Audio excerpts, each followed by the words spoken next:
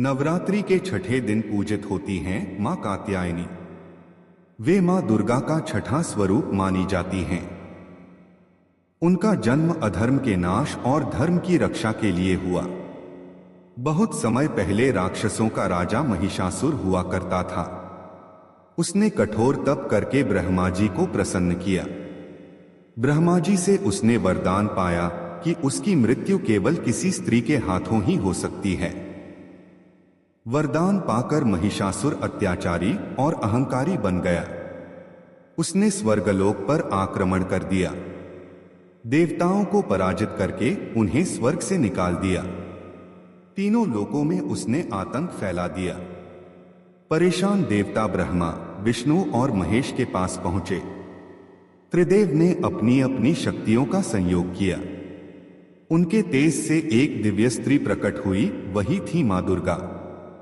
उसी समय महर्षि कात्यायन ने कठोर तपस्या की थी।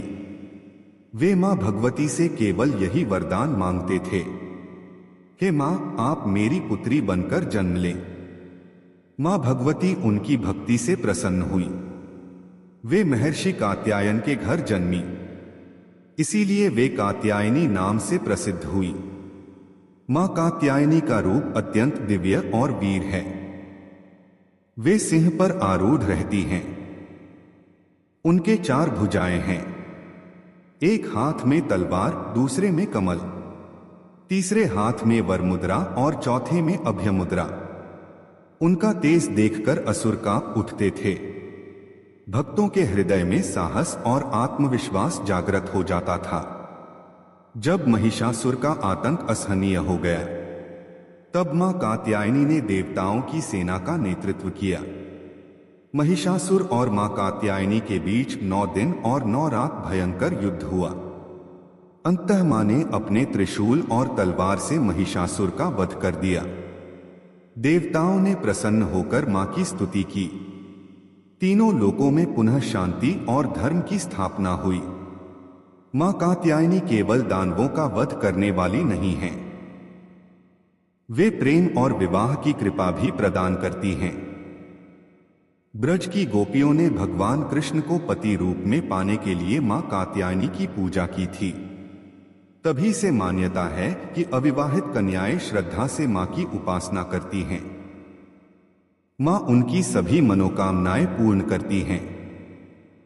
नवरात्रि के छठे दिन मां कात्यायनी की पूजा करने से भक्त को साहस, आत्मविश्वास और विजय प्राप्त होती है।